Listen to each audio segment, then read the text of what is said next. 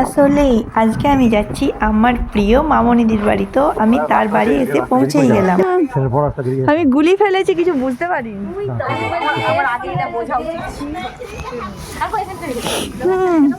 নাটক দেখে দেখে তোমাকে এরকম নাটক করতে করতেই যাবো, চলো।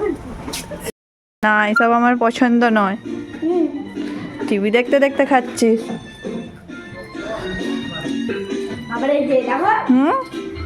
নাটক তোমার। এসো বাবা। হ্যাঁ, এই মামনিদি তোমাকে,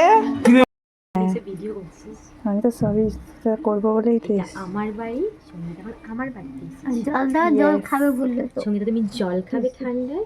না, আমি জল খাবো না, আমি বোতল থেকে খেয়ে নেবো আমার খিদে পেলে, মানে তেষ্টা পেলে।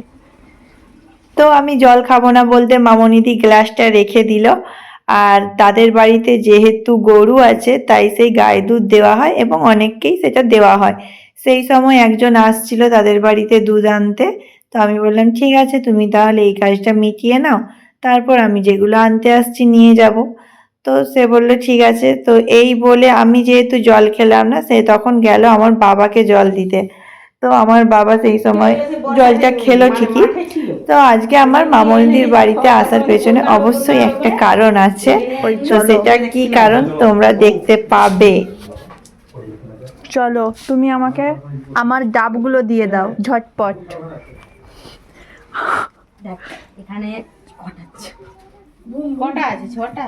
এই ছটা নিয়ে দিছ? ও মা, ওই ছটাই যা। কতগুলো ডাব হয়ে গেল। হ্যাঁ, এটাই ছিল কারণ। আমি আজকে ওদের বাড়িতে ওদের গাছের ডাব আনতেই আসছিলাম।